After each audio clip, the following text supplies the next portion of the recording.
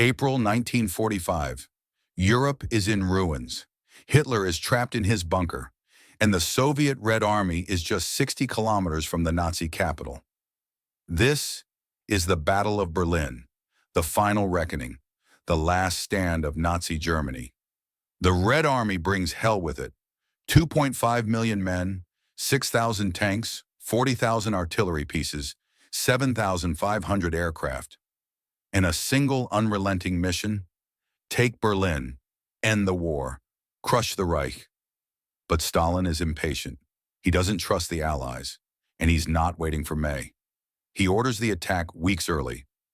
3 massive army fronts close in: Zhukov from the east, Konev from the south, Rokossovsky to the north. Their goal? Encircle the city and rip the Nazi regime out by its roots. But defending Berlin is a crumbling force. Outnumbered, outgunned, desperate. 1 million German troops.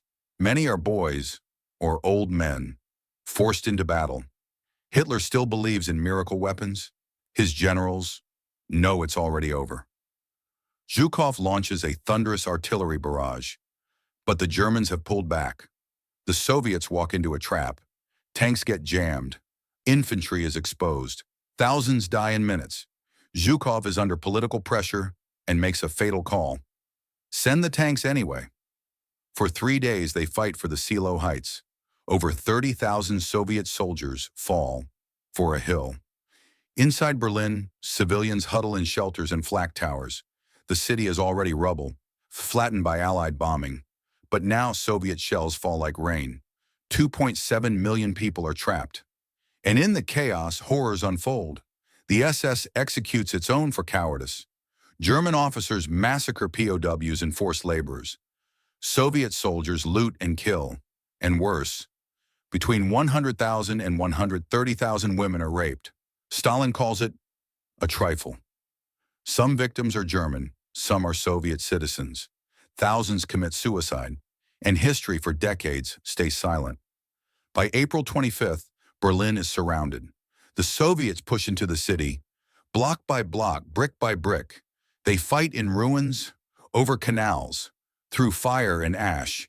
This is urban warfare at its most brutal. After a bloody 3-day fight, Soviet troops storm the Reichstag. On May 1st, the red banner flies over the shattered heart of Nazi Germany. Below ground, Hitler marries Eva Braun. Then, they end their lives.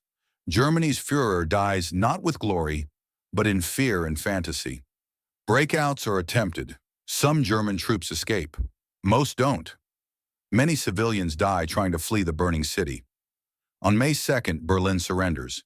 And on May 8th, the war in Europe is officially over. At least 80,000 Soviet soldiers died. German military and civilian deaths?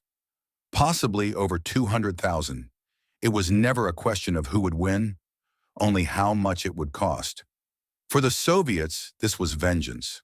For the Germans, it was ruin and reckoning.